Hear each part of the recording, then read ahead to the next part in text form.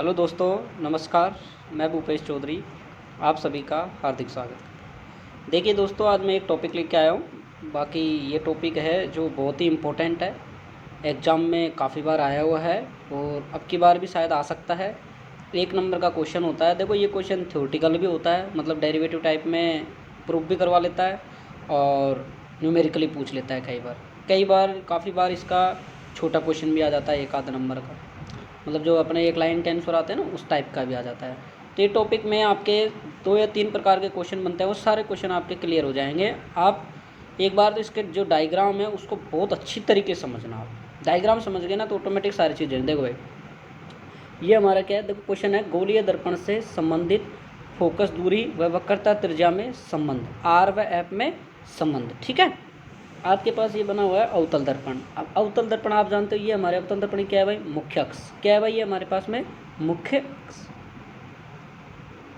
ये क्या है हमारे पास में, मुख्य अक्ष। ठीक है भाई, मैंने क्या किया, देखो भाई, कि जो मुख्य अक्ष है इसके समांतर एक किरण आई। कहाँ से आई भाई, ये मुख्य अक्ष से। और ये किरण आई और ये कहाँ से चली गई, फोकस से।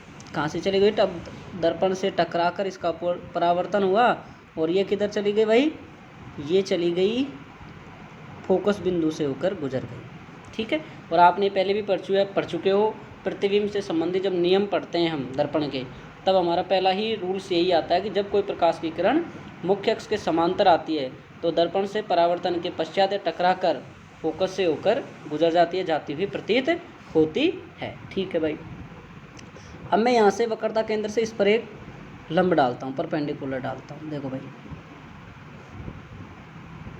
ये यहाँ से ये क्या है, ये हमारे पास में सी है, ये आपके पास में एम नाम हो गया, ये आपके पास में एम डैश, और यहाँ से मैं एक लंब डालता हूँ। ये भी इसका द्वारक ही है। द्वारक इसके दर्पण क्या होते हैं, छोटे द्वारक होते हैं। दर्पणों में वर्ण विपतन दोष नहीं होता है, ध्यान रखना इस बात का।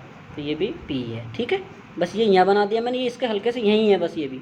तो देखो, एफ से लेके और यहाँ तक की दूरी हमारी क्या कहलाती है, फोकस दूरी। और हमारी सी से लेके और हमारी यहाँ तक की दूरी क्या कहलाती है, आर कहलाती है। समझ में आई मेरी बात। डायग्राम वापस से समझो। जब हमारी प्रकाश की किरण कहाँ से आई भाई, मुख्य अक्ष के समांतर आई, तो दर्पण से टकराकर या परावर्तन के पश्चात कहाँ से गई, फोकस से होकर निकल गई। फिर यहाँ से मैंने एक लंब खींचा ये, तो ये यहाँ से कितना एंगल बन रहा है भाई, थीटा। ये भी कितना हो जाएगा, थीटा। जिसके समझ में नहीं आया ध्यान से देखो भाई, ये यहाँ से यूँ जा रही है, इसके बीच में मैंने ये लंब डाला तो दोनों एंगल कितने कितने, देखो ये मैंने थोड़ा दूर बना दिया है, बल्कि ये पास ही होगा ना, थीटा। तो जब आप देखो यहाँ से जेड आकृति के कोण बन रहे हैं, देखो ये यहाँ से लेके यूँ जेड आकृति, तो ये आमने सामने के कोण क्या हो जाएंगे, बराबर हो जाएंगे। एकांतर कोण होते हैं ना, ये हो जाएंगे। ठीक है, अब इसको ड्राइव करता हूँ मैं, प्रूफ करता हूँ। इसको ध्यान से समझना, बहुत अच्छे से समझना भाई आप, है ना। देखो त्रिभुज सी, ध्यान से देखो, सी और एम, मैं डायग्राम थोड़ा सा बिगाड़ रहा हूँ, सी एम और इसके बाद आएगा पी।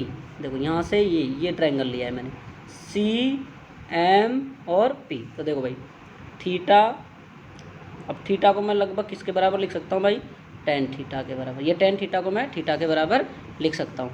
क्या होता है हमारे पास में, लंब बटा सर आधार होता है। कौन से त्रिभुज से ले रहे हो सर, त्रिभुज नंबर सी एम पी से, कि थीटा लगभग किसके, टेन थीटा के बराबर है। और लंब बटा कितना आ गया, आधार आ गया। तो लंब बटा आधार को हम क्या लिख सकते हैं भाई, बताओ। लंब कितना है सर, एम पी हो गया। ये रहा देखो, एम और पी हमारे पास में परपेंडिकुलर हो गया, एम और पी। सर आधार क्या है, आधार देखो यहाँ से सी से हमने ये ट्रायंगल लिया, ध्यान से देखो भाई, सी एम और पी, तो सी से लेके पी तक की दूरी सी पी। इसको हम यूँ भी लिख सकते हैं, थीटा बराबर एम एम पी बटा सी पी। दूसरे देखो भाई, दोबारा देखो, त्रिभुज, कौन सा त्रिभुज बनेगा, एफ एम और पी, एफ एम पी। अब दूसरा त्रिभुज देखो, ये सॉरी एक मिनट, एक चीज़ और देख लो डायग्राम में, ये थीटा बन गया, ये थीटा बन गया, तो ये कितना हो गया यहाँ से, 2 थीटा। देखो वापस देखो, ये थीटा था, ये थीटा था, आमने सामने के ये कौन बराबर हो गया, तो ये यहाँ पे ये कितना कौन हो जाएगा, 2 थीटा हो जाएगा। ठीक है, तब वापस से मैं लेता हूँ त्रिभुज एम एफ एम पी से, कौन से एफ एम पी से। एक बार ट्रायंगल वापस समझो। जब प्रकाश किरण मुख्य अक्ष के यहाँ से आई समांतर, तो ये कहाँ से गई, फोकस से होकर गुजरी। मैंने वक्रता केंद्र से एक यहाँ पे लंब डाला, तो ये दोनों कोण थीटा, जैसे मान लो 90 का था तो 45 को हो गए, आमने सामने के कोण बराबर हो गए, ये 2 थीटा हो गया। तो मैंने ये ट्रायंगल लिया पहले, C M P, C M tan theta निकाला, ये आ गया, लंब ये हो गया, आधार ये हो गया। दोबारा लिया त्रिभुज एफ एम पी से, तो फिर इसमें देखो भाई 2 थीटा लगभग बराबर किसका है भाई, tan 2 थीटा के, और ये किसके बराबर है भाई, लंब कितना है हमारे पास में, वही सर एम पी, और ये अब आधार कितना है सर एफ पी हो जाएगा, पहले यहाँ से था अब यहाँ से एफ पी, तो लगभग 2 थीटा बराबर एम पी बटा एफ पी, समीकरण नंबर 2। अब ध्यान से देखो भाई आगे, एक का मान मैं कहाँ पे रख देता हूँ, 2 में, थीटा का मान उठा के कहाँ रख देता हूँ, यहाँ, तो 2 गुणा एम पी बटा सी पी बराबर एम पी बटा एफ पी, एम पी से एम पी उड़ गया, क्या बच गया हमारे पास, ध्यान से देखो भाई 2 बटा सी पी और बराबर 1 अपॉन एफ पी, तो देखो भाई यहाँ सी पी कितना है हमारे पास सर आर है, एफ पी कितना है हमारे पास में एफ है। तो देखो एक चीज़ और दिखा देता हूँ मैं यहाँ पे, समझा देता हूँ, अवतल दर्पण के लिए हमेशा याद रखना, बहुत इंपॉर्टेंट है, कई बार पूछ भी लिया जाता है और आगे न्यूमेरिकल में यही काम आएगा। अवतल दर्पण के लिए वक्रता त्रिज्या भी आपकी नेगेटिव होती है और फोकस दूरी भी आपकी नेगेटिव होती है, और सर उत्तल दर्पण के लिए तो वो भी समझ लीजिए आप,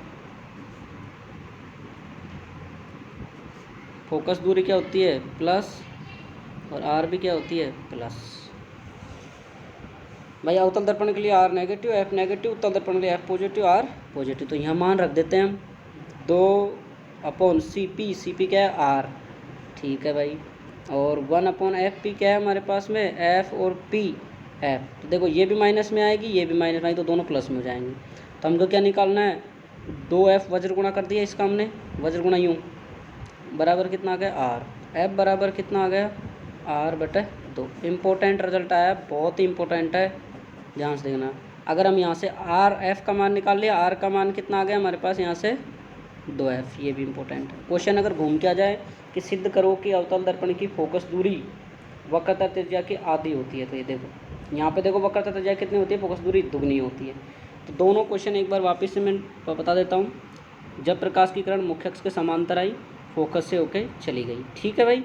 इसके बाद हमें यहाँ पे हमारा थीटा एंगल था, यहाँ थीटा एंगल, दोनों आमने सामने के थीटा बन गए, ठीक है। और वैसे भी आप जानते हो ये अगर 90 का है तो यहाँ से गुजारोगे तो 45 का ही तो होगा, ये 2 थीटा हो गया। ये देखो थीटा लगभग tan थीटा, लंब अपॉन आधार, तो लंब ये हो गया आधार ये हो गया।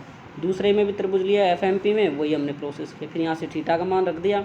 अवतल दर्पण के लिए हमेशा ये इंपॉर्टेंट है, इनको ध्यान रखना भाई कि R नेगेटिव होता है, F भी नेगेटिव होता है। उत्तल दर्पण के लिए F पॉजिटिव होता है, R पॉजिटिव होता है, ठीक है।